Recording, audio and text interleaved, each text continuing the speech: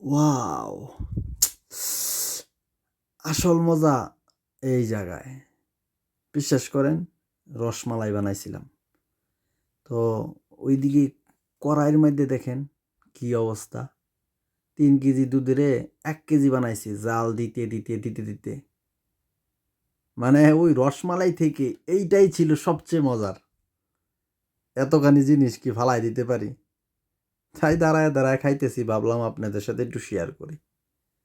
তো বিশেষ করে কিন্তু যারা আপারা রান্না-বান্না করে তারা কিন্তু এই সিস্টেমটা করে পাতিলে বা কড়াইতে একটু লাইগা থাকলে।